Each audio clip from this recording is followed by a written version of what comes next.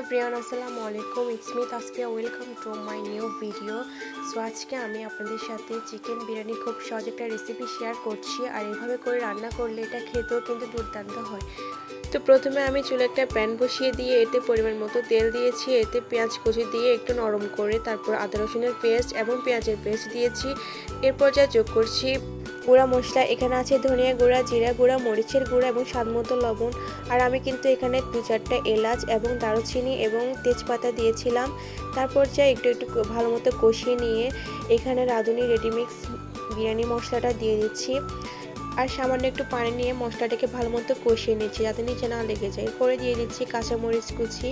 তারপরে এটা একটু কষিয়ে নিয়ে এর পর্যায়ে আমি কেটে ধুয়ে রাখা চিকেনগুলো দিয়ে দিচ্ছি। এটা একটু ভালো করে নেড়ে তারপরে এখানে আমি দিয়ে দিচ্ছি টক দইটা ফাটিয়ে নিয়ে টক দইগুলো দিতে হবে।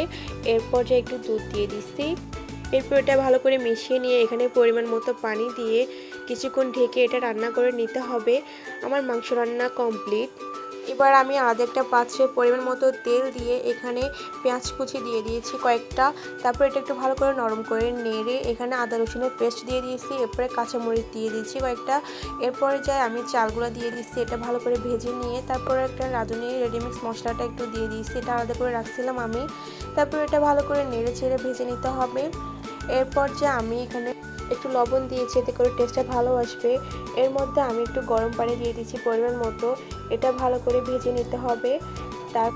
এরপর ভেজে নেওয়ার পরে এখানে আমি একটু দুধ দিয়ে দিয়েছি। দুধ আর পানির পরিমাণ হবে যে 1 কাপ চাল দিলে পানি দিতে হবে 2 কাপ।